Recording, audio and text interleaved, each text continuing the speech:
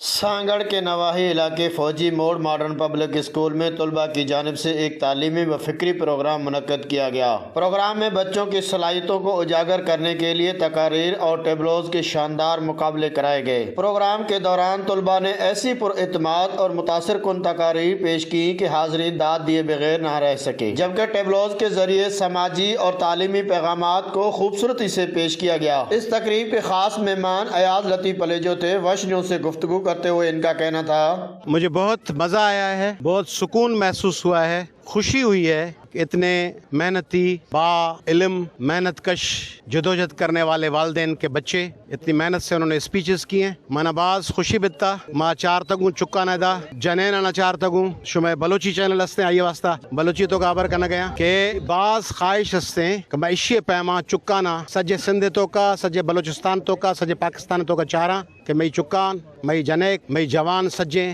علم تو کا مصروف بنتے ہیں، اسکول تو کا کالج تو کا وانا کے واسطہ محنت واسطہ میں خواہش ہستے ہیں کہ کراچی تو کا ملیر تو کا لیاری تو کا منی چک در کہتے ہیں علم واسطہ روزگار واسطہ سائنس سے واسطہ ماں یک تبدیلی بیارا آئیے واسطہ میں منا سجے سندھ مدد لوٹی ماں شمارا عرض کرنا گیا گزارش کرنا گیا کہ علم سرا میرٹ سرا سائنس سرا وانگ سرا وتی کنسنٹریشن بکا وتی زور بدے۔ ایاز لطیف پلیجو نے بچوں کی صلاحیتوں کو سراہتے ہوئے کہا کہ حیرت انگیز بات یہ ہے کہ یہ کوئی یونیورسٹی کے طلباء نہیں بلکہ ایک ہائی اسکول اور پرائمری اسکول کے بچے ہیں جنہوں نے اتنی شاندار تقاریر کی کہ بڑے بڑے اداروں کے طلباء بھی پیچھے رہ جائیں۔ یہ صرف شہروں تک محدود نہیں کہ وہاں ہی ٹیلنٹ ہو، دیہاتی علاقوں کے بچوں میں بھی بے پناہ صلاحیتیں موجود ہیں۔ ضرورت اس بات کی ہے کہ انہیں بھی موقع فراہم کیا جائے تاکہ یہ بچے شہروں اور یونیورسٹیوں کے طلباء کے ساتھ مقابلہ کر سکیں۔ کیمرہ مین ٹیم کے ساتھ ساگر دین محمد بلوچ، وش نیوز، سانگڑ، سندھ۔